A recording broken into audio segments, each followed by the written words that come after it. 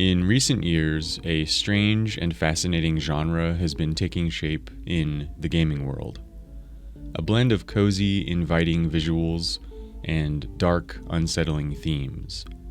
Games like Fran, Cult of the Lamb, Sallyface, Beacon Pines, and Little Misfortune exemplify this cozy horror genre, where cute and creepy go hand in hand, drawing players into worlds that feel both safe and threatening, whimsical and twisted. It's a genre that blurs the line between comfort and disturbance, offering us narratives that feel accessible yet subversive, tender yet laced with dread. Today, cozy horror is taking off in a big way, appealing to a wide range of players, including an ever-growing number of female gamers. This style doesn't depend on jump scares or grotesque horror tropes, but rather uses subtle unease, hidden layers, and a visual softness that makes the darkness feel almost manageable. There's a reason we keep returning to these worlds where a sense of whimsy masks something sinister, and it's not just for the cuteness.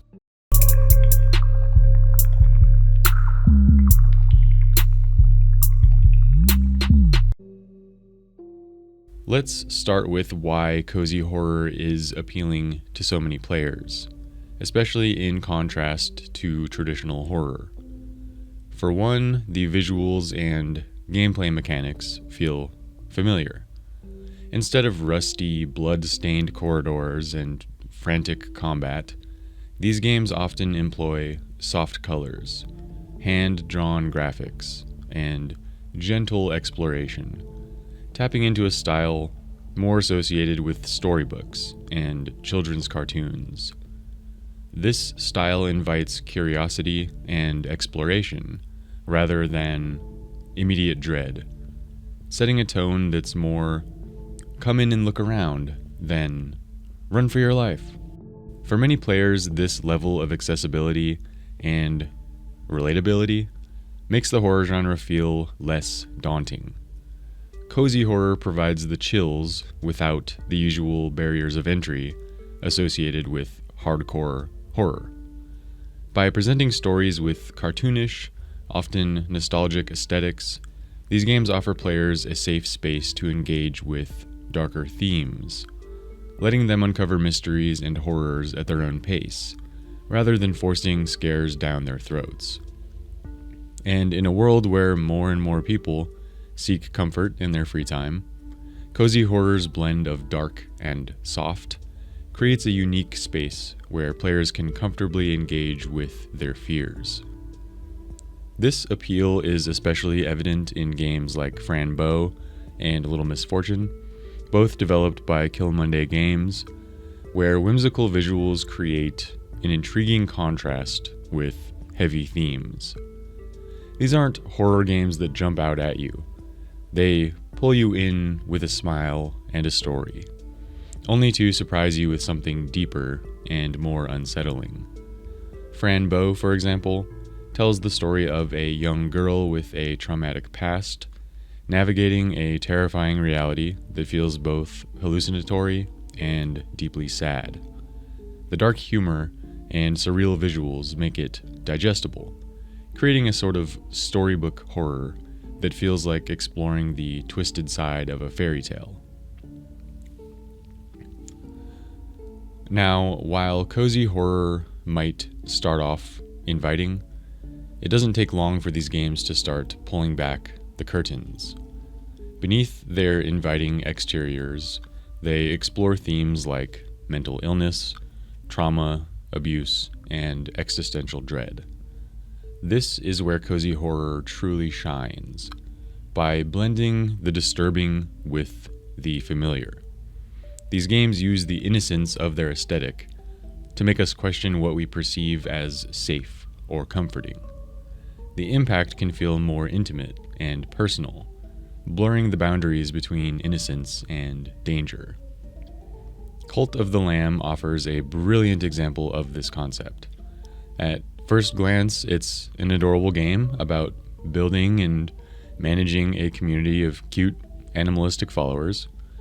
But once you start, you quickly realize it's also a dark simulation about cult control, sacrifice, and manipulation.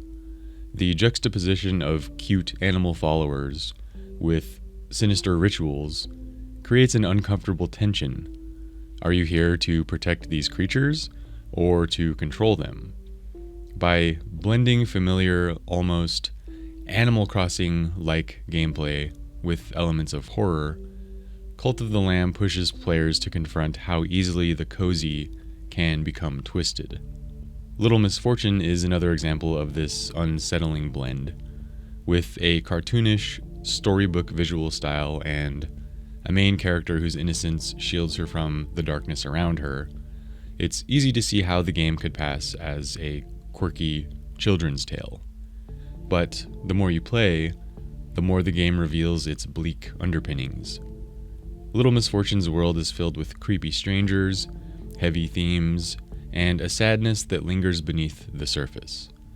The cuteness of the protagonist and the playfulness of the visuals amplify the horror, making each dark turn feel more impactful. Another interesting aspect of cozy horror's success is how accessible it makes horror to new audiences, particularly female gamers who may feel excluded by more traditional, action-heavy horror. Cozy horror offers a space to engage with dark themes without intense violence or gore, creating a softer entry point into horror. And unlike many horror games that emphasize survival or combat, cozy horror tends to focus on storytelling, exploration, and emotional connection elements that invite a broader audience to play. Titles like Sally Face, which combine eerie visuals with deeply personal narratives, speak to this desire for storytelling over scares. In Sally Face, the player explores a narrative about trauma, identity, and the supernatural, piecing together the protagonist's dark and twisted past. The character-driven storytelling and slower pace create a different kind of horror, one that doesn't require traditional jump scares to feel unsettling. It's horror that lingers in your mind, drawing you deeper into the protagonist's psyche and the world they inhabit. This type of storytelling isn't just easier to digest, it's also more thought-provoking.